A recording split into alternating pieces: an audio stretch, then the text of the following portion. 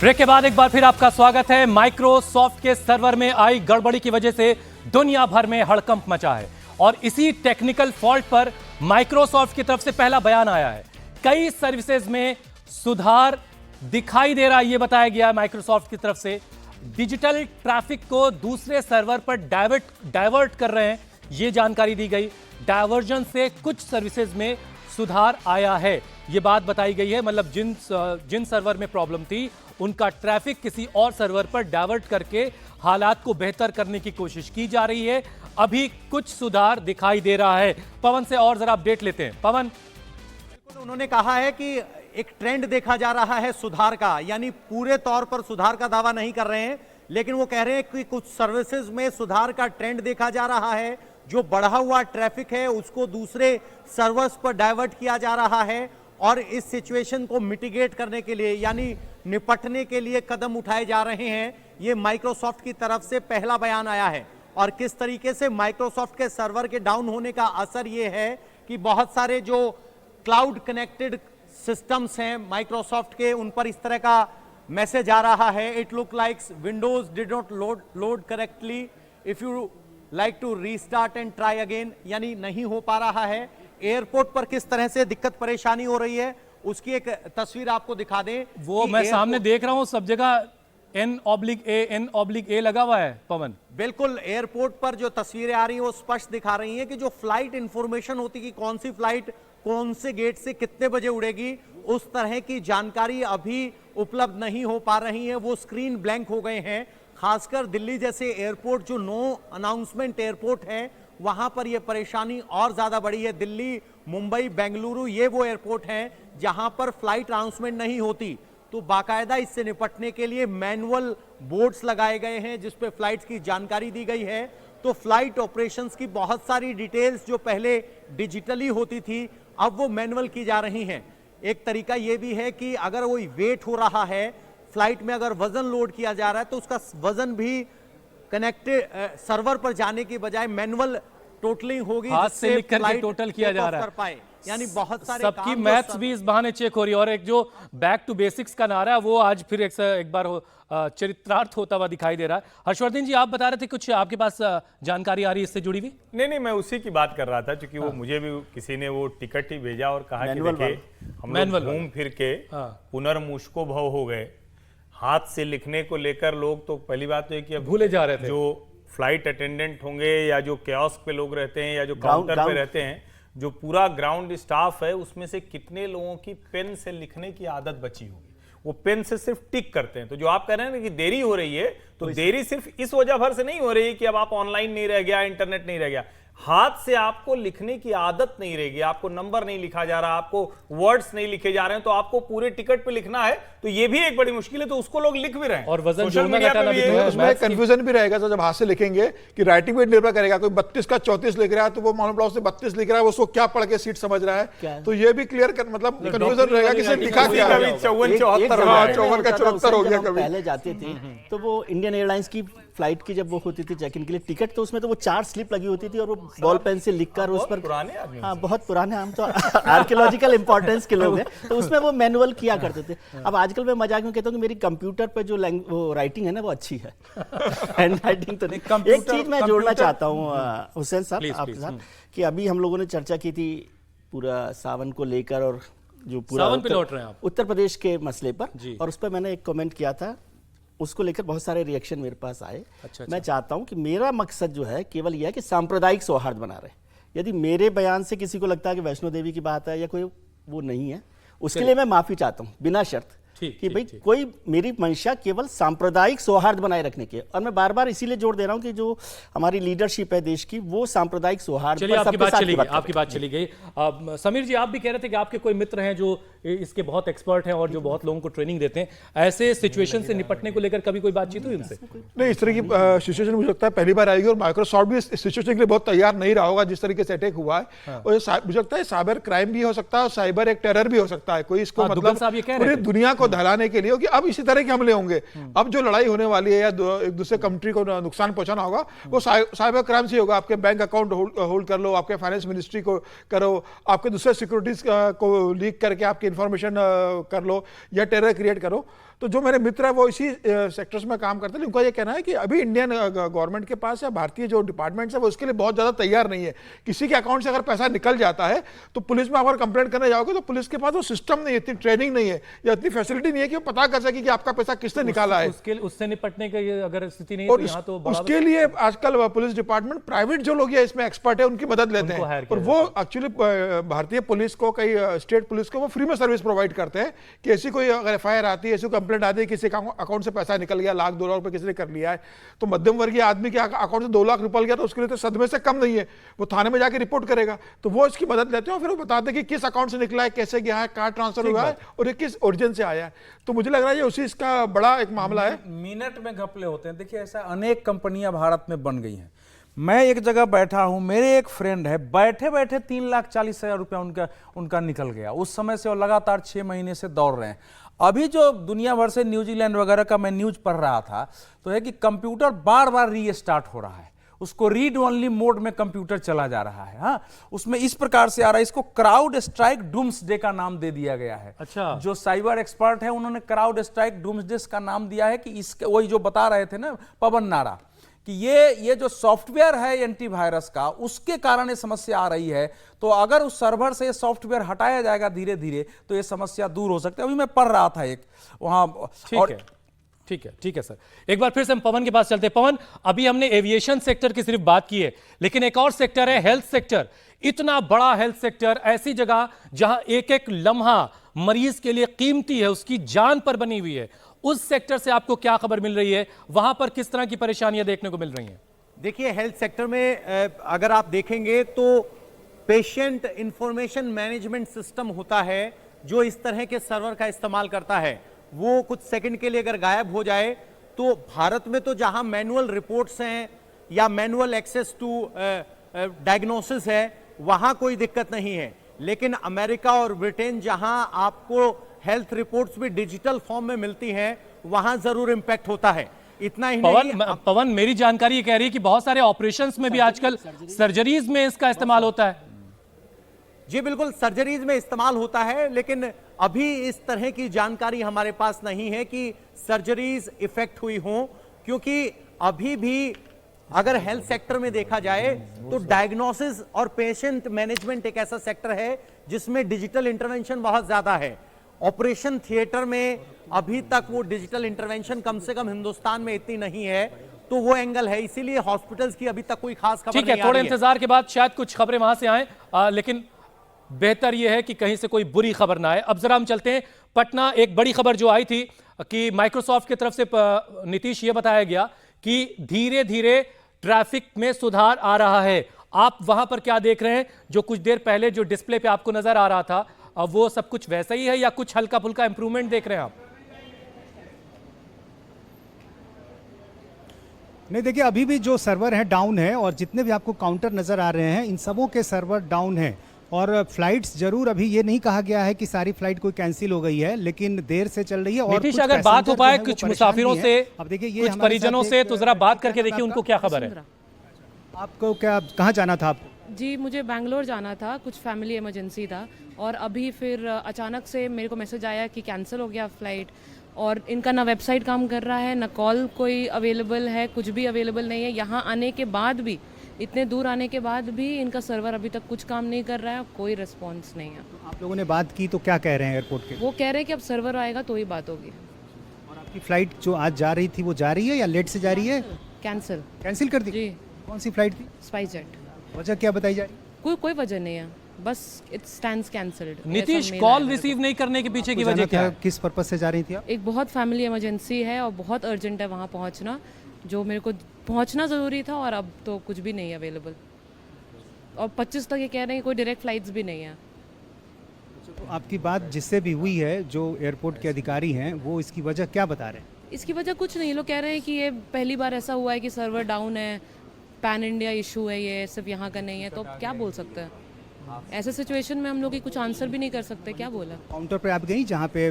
सारे काउंटर्स, सारे तो, बट कोई रिस्पॉन्स नहीं है, कुछ भी नहीं। दूसरी फ्लाइट में टिकट भी आप लेना चाह रही हैं? जी, दूसरे फ्लाइट में भी मैं गई तो उनका भी सर्वर डाउन है, कह रहा है कि कोई भी एयरलाइन का कुछ भी अवेलेबल हो, बट कुछ भी अवेलेबल नहीं है। आपने क्या सोचा है आगे क्या करेंगे?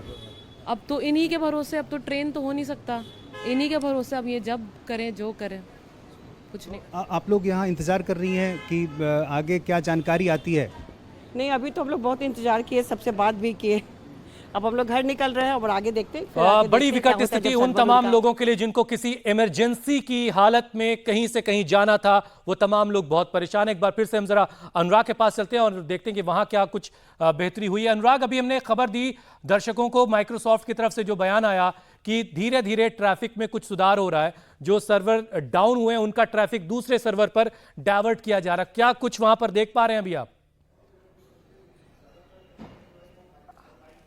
देखिए, जरूर माइक्रोसॉफ्ट ने कहा होगा कि अभी तक स्थिति कंट्रोल में, लेकिन मेरे पीछे अगर मैं आपको दिखा पाऊं, इस वक्त 18 फ्लाइट्स तकरीबन जाती है, लेकिन एक कैंसिल्ड फ्लाइट दिखा रही है। अगर आप देखेंगे 2 फ्लाइट्स जाती है, एयर इंडिया और इंडिगो की, लेकिन जो रात के 10 बजे की फ्लाइट थी उसे कैंसिल कर दिया गया है। बाकी सारी जो फ्लाइट्स हैं वो स्केड्यूल्ड हैं, लेकिन यहाँ पे एक फ्लाइट जो है उसे साफ तौर पर रद्द किया है। और तमाम जो लोग जा रहे हैं सबको ये खबर है हालांकि कि इस तरीके की परेशानियां सामने आ रही है। अनुराग, रात 10 बजे की फ्लाइट अभी से कैंसिल मेंशन कर रहे हैं, ऐसा क्यों? मैनुअल दिए जा रहे हैं। देखिए, बताने के लिए कोई तैयार नहीं है। जो एयरपोर्ट अथॉरिटी है, शायद उन्हें इंस्ट्रक्शंस मिले हुए हैं, बताने के लिए तैयार नहीं है, लेकिन परेशानियां साफ तौर पर तमाम जितने भी जो लोग हैं यहाँ पर। बिल्कुल अनुराग, मैं आपके पास लौट कर आता हूं, जरा दिल्ली के एयरपोर्ट चलते हैं। वहां पर अनामिका इस वक्त वहां से मेरे साथ जुड़ चुके हैं। अनामिका, आपके पास क्या अपडेट है, जरा बताइए।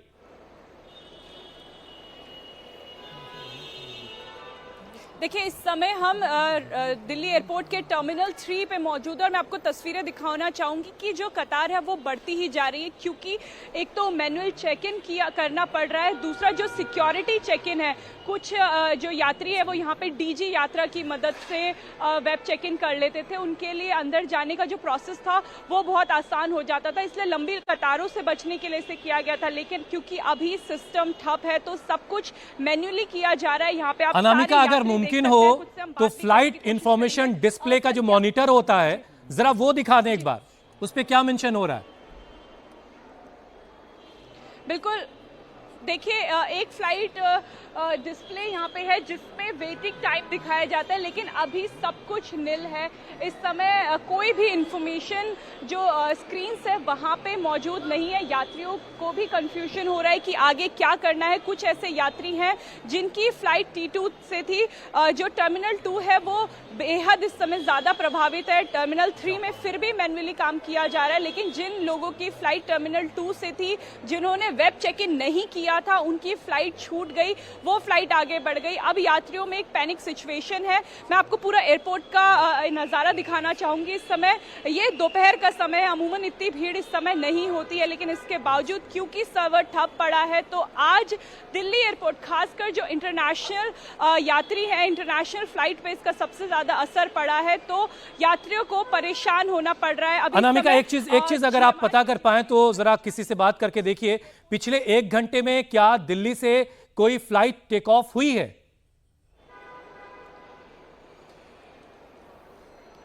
देखिए, हम आपको बता दें और हम आप साथ साथ चलते भी रहेंगे, हम आपको पूरे जो पूरा विजुअल है यहाँ से तस्वीरें दिखा रहे हैं। फ्लाइट्स जो है वो कैंसिल नहीं हुई है, डिले भी बहुत ज़्यादा फ्लाइट्स नहीं है, केवल जो वेब चेक इन है उस पर असर पड़ा है क्योंकि सर्वर डाउन हुए हैं। हम आपको ये भी बता दें कि जो क्राउड स्ट्राइक कंपनी है उसका सॉफ्टवेयर माइक्रोसॉफ्ट ने लिया था, एक ये सिक्योरिटी सॉफ्टवेयर होता है जो वो फेल कर गया। एक जो अपडेट था क्राउड स्ट्राइक का वो फेल कर गया, जिस वजह से माइक्रोसॉफ्ट के कुछ सिस्टम जो है वो ब्लू स्क्रीन दिखा रहे हैं या बार बार रीबूट हो रहे हैं। इसके चलते इस समय एक पैनिक की सिचुएशन पूरे विश्व में बनी हुई है। अमेरिका में इसका सबसे ज्यादा असर देखने को मिल रहा है, फ्रांस में इसका असर देखना पड़ रहा है, और भारत में जो असर देखने को मिल रहा है वो एयरपोर्ट्स पे है, फ्लाइट्स पे है, हॉस्पिटल्स पे है, IT कंपनीज में है, कुछ यात्रियों से और भी यहाँ पे है। हम आपको दिखाते चलेंगे जो दूसरे ये टर्मिनल 3 में जो गेट नंबर 3 है वहाँ पे भी आप देख सकते हैं कि कोई इंफॉर्मेशन इस समय नहीं दिखाई दे रही है कि कौन सी फ्लाइट कितने बजे उड़नी है, क्या फ्लाइट में डिले है, ऐसी कोई भी इंफॉर्मेशन इस समय। अनामिका, आप जरा कोशिश करें कि किसी अथॉरिटी से जुड़े आदमी से बात हो पाए। मैं आपके पास लौट कर आता हूं। पवन, जरा आप ये बताइए कि अगर ये जानकारी मिल पाए आपको कि दिल्ली से लास्ट फ्लाइट कितने बजे टेक ऑफ हो पाई? देखिए, इस वक्त ये जानकारी आपके लिए मैं हासिल करने की कोशिश करता हूं, लेकिन उसकी दूसरी एक तस्वीर आपको दिखा दूं। इस तरीके से अमेरिका और ब्रिटेन में बैंकिंग सर्विसेज भी ठप हो गई हैं। बहुत सारे बैंक सर्वर जो हैं वो इस बात का इस माइक्रोसॉफ्ट सर्विस का इस्तेमाल करते हैं, उनकी सर्विसेज ठप हो गई हैं। अमेरिका में जो इमरजेंसी रिस्पांस 911 नंबर है, जो इमरजेंसी के वक्त कॉल अमेरिका में, पूरे अमेरिका में कर सकते हैं आप, वो ठप हो गई है। भारत में फ्लाइट्स डिले हुई हैं, लेकिन एग्जैक्ट नंबर में कोई कैंसिलेशन नहीं आया है। डिले की जानकारी इस वक्त है, अभी तक कोई फ्लाइट दिल्ली एयरपोर्ट से, मतलब पवन हम ये कह सकते हैं कि फ्लाइट्स दिल्ली की एयरपोर्ट से उड़ानें भर रही हैं, बस उसका वेब चेक इन जो है वो सिस्टम फेल हो चुका है। अब हाथ से ही बोर्डिंग पास बना के दिया जा रहा है और उड़ानें जा रही हैं। बिल्कुल बिल्कुल, पैसेंजर मैनेजमेंट करने के लिए सारे काम मैनुअल किए जा रहे हैं, जिसकी वजह से अव्यवस्था है। फिलहाल फ्लाइट कैंसिल की कोई जानकारी नहीं है। जो दिल्ली एयरपोर्ट की तरफ से कहा, जो जानकारी दी जा रही है वो एक बार आपको बता देते हैं जी। फ्लाइट स्टेटस अगर आप देखेंगे दिल्ली एयरपोर्ट का, तो यहां दिल्ली से इंटरनेशनल फ्लाइट्स जो हैं वो कोई भी सभी ऑन टाइम दिखा रही हैं फिलहाल। लेकिन इसमें यह भी है, हो सकता है कि दिल्ली एयरपोर्ट की जो फ्लाइट स्टेटस है वो भी अपडेटेड ना हो, क्योंकि फिलहाल कोई भी डिजिटल इंफॉर्मेशन है उस पर थोड़ा सा भरोसा कर पाना इसलिए मुश्किल हो रहा है कि वो अपडेटेड नहीं है। चूंकि अनामिका एयरपोर्ट पर हैं, वो बता रही हैं किस तरीके से प्रोसेस स्लो हो गया है, यात्रियों की संख्या बढ़ गई है, लेकिन अभी तक कोई फ्लाइट कैंसिल हुई हो इस तरह की जानकारी मतलब हमारे ये पास कि नहीं है। जो काम की रफ्तार है वो धीमी पड़ चुकी है, लेकिन फ्लाइट्स जो हैं वो टेक ऑफ कर रही हैं, उनमें वक्त जरूर लग रहा है। हमारे साथ जो विजय त्रिवेदी जी हैं, विजय जी आप कुछ बता रहे थे, आपके पास कोई जानकारी जी? हुसैन साहब, अभी मैं बात कर रहा था, हमारे एक मित्र हैं परिवार के, वो एंटीवायरस पर काम करते हैं, बड़ी कंपनी उनके साथ है, तो वो ये कह रहे हैं कि ये साइबर अटैक नहीं है, ये अपडेट की कोई प्रॉब्लम हो गई, अपडेटेड पैच कुछ आ गया क्लाउड स्ट्राइक में, इस वजह से बहुत सारे सर्वर्स में वो काम नहीं हो पाया, तो वो जल्दी सुधार हो जाएगा। साइबर अटैक वाली वो ये कह रहे हैं कि जल्दी सुधार इसमें समस्या हो सकती है।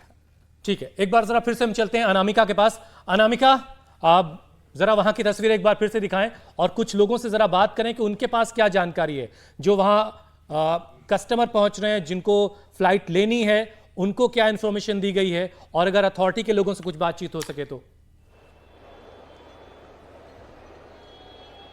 हुसैन, इस समय आप टर्मिनल 3 पे देखेंगे कि जो मॉनिटरिंग स्क्रीन्स लगाई गई हैं वो ब्लू हो चुकी है। जैसे कि हम आपको बता रहे हैं कि जो सिस्टम अपडेट फेल हुआ है उसके कारण जो भी माइक्रोसॉफ्ट का सिस्टम था वो रिबूट हो रहा है या उस पर ब्लू स्क्रीन आ रही है। यही तस्वीर इस समय हम दिल्ली एयरपोर्ट के टर्मिनल 3 से भी देख रहे हैं। केवल 2 स्क्रीन यहाँ पे जो है वो इंटरनेशनल फ्लाइट्स का ब्यौरा दे पा रही है, लेकिन बाकी की स्क्रीन इस समय पूरी तरीके से ठप पड़ चुकी है।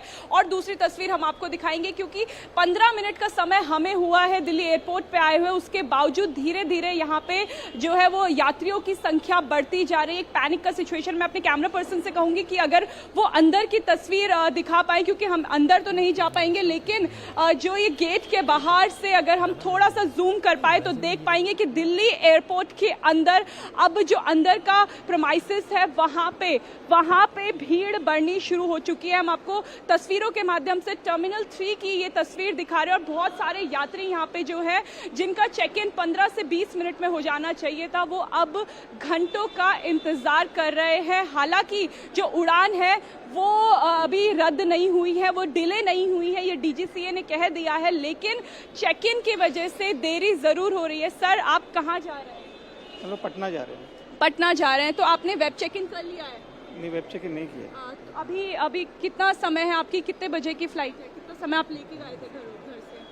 3 घंटे। 3 घंटा लेके आए थे, तो आपके पास समय है कि आप मैनुअल चेक इन करा। आपको जानकारी मिल गई थी कि ऐसा कुछ हुआ है? नहीं, अभी तक नहीं। अभी आपको पता चला? कुछ और पैसेंजर्स हैं हुसैन, हम उनसे बात करने की कोशिश करेंगे। मैम, आप कहाँ जा रहे हैं? केरला, कोच्चि। तो आपको पता था कि ऐसा जो ब्रेकडाउन हुआ है? नहीं, नो। तो आप स्पेयर टाइम लेके आए थे? या। वेब चेक इन कर लिया आपने? हाँ, किया। तो कुछ यात्री हैं जिन्होंने वेब चेक इन कर लिया है, लेकिन वो यात्री जो वेब चेक इन नहीं कर पा रहे हैं, हम आपको बता दें उन्हें मैनुअल एक टिकट दिया जा रहा है। अनामिका, जिन्होंने वेब चेक इन किया जरा उनसे पूछिए उन्होंने कैसे किया। सारी वेबसाइट्स डाउन है, तो क्या पहले कर लिया था उन्होंने, कैसे किया उन्होंने ये? मेरा ख्याल है डाउन होने से पहले कर लिया उन्होंने। करने की कोशिश करेंगे।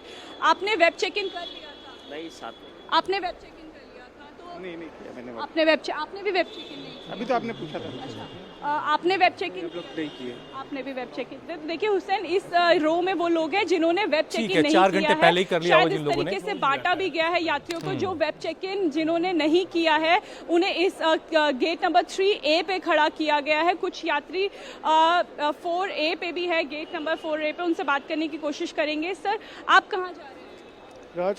राजकोट। आपने वेब चेक इन कर लिया है?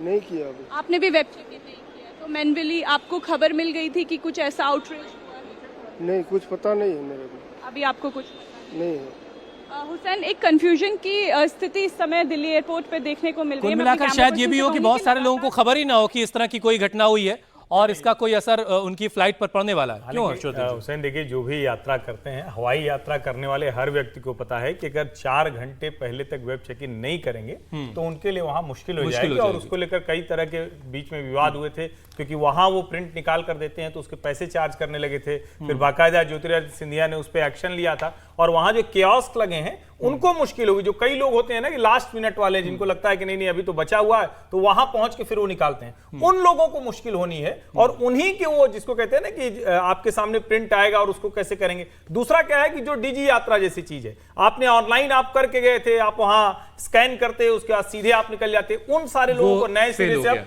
मैनुअल एंट्री करानी पड़ेगी। तो मुझे लगता है चेक इन का इशू नहीं है। चेक इन के बाद जो सिक्योरिटी चेक वाला गेट है, मेन गेट है और उसके बाद अंदर, ये तीनों प्रोसेस में दिक्कत आ रही है, उसकी वजह से धीमा हो गया होगा सारा प्रोसेस। लेकिन दुनिया भर के देशों में मौजूदा संकट से निपटने के लिए आपात बैठकें हो रही हैं।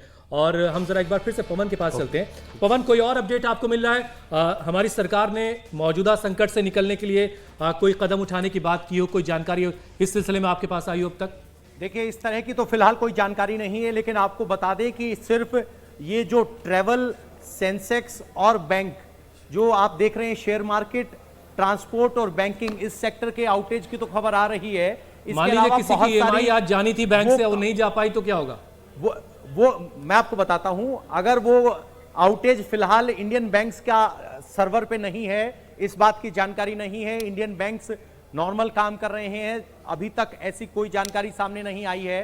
और अगर आपकी वो EMI जानी थी और वो जानी होगी, वो ऑटो प्रोसेस है तो हो जाएगा, उसमें आपको परेशान होने की दिक्कत नहीं बिल्कुल है। बिल्कुल। देखिए, दर्शकों के मन में जितने सवाल हैं वो उनके सवालों के जवाब उनको मिलने चाहिए और वो मेरे जरिए आप तक आ रहे। बहरहाल हम चलते हैं जरा भोपाल, जहां से अनुराग अमिताभ इस वक्त हमारे साथ जुड़े हुए हैं। अनुराग, मुझे लगता है आप किसी अधिकारी के पास बैठे, जरा बात कीजिए कि क्या जानकारी है उनके पास, कब तक सिचुएशन ठीक होगी? जी, मेरे साथ इस वक्त मौजूद हैं मेरे साथ हैं इस वक्त एयरपोर्ट डायरेक्टर रामजी अवस्थी। उनसे बात करता हूं। सर, सबसे पहला सवाल तो यही है, नेचुरल है, कि ये स्थिति कब तक जो है ये कंट्रोल में आएगी? ऐसा कोई भोपाल में ऑपरेशंस, जहां तक बात है, एयरक्राफ्ट ऑपरेशन सभी सामान्य रूप से अभी तक चल रहे हैं, कोई दिक्कत नहीं है। क्योंकि किसी एक इंडिगो के एयरलाइंस के जो सॉफ्टवेयर, एप्लीकेशन सॉफ्टवेयर है, जिसमें से उन लोगों का इंटरनल सॉफ्टवेयर है, उसमें कुछ इशू आया सर्वर के साथ में, इसलिए उनका जो ऑनलाइन सिस्टम काम नहीं कर पा रहा है।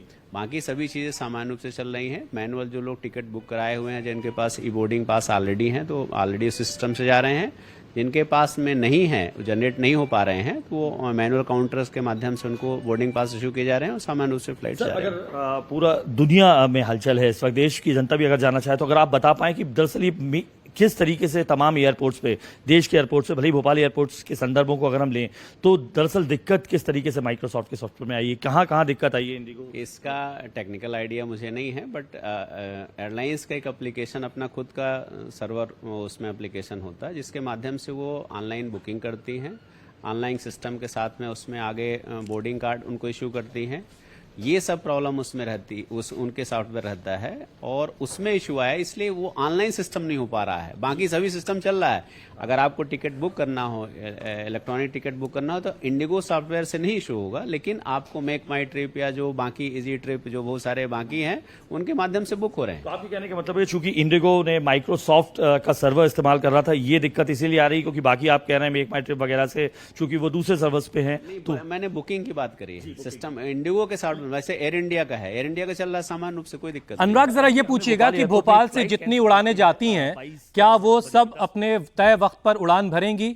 इसके कारण कोई फ्लाइट कैंसिल नहीं हुई सिस्टम के कारण में। वो मुंबई की फ्लाइट है, वो वहाँ के मौसम वगैरह के कारण फ्लाइट कैंसिल हुई होगी, लेकिन बाकी कोई फ्लाइट कैंसिल, इसके कारण कोई कैंसिलेशन। आप लगातार संपर्क में होंगे तमाम एयरपोर्ट डायरेक्टर्स से, क्या कह रहा है डीजीसीए, कब तक ये सब कुछ नॉर्मल होगा? भले ही आप कह रहे हैं कि ये सिर्फ इंडिगो के साथ प्रॉब्लम है, लेकिन हम तमाम फ्लाइट्स पे देख रहे हैं उसमें भी दिक्कतें आ रही हैं। फिर आप लोगों का जो चेक इन का सिस्टम है, बोर्डिंग पास का सिस्टम है, उसमें क्या ऐसी कॉन्क्रीट दिक्कतें आ रही हैं?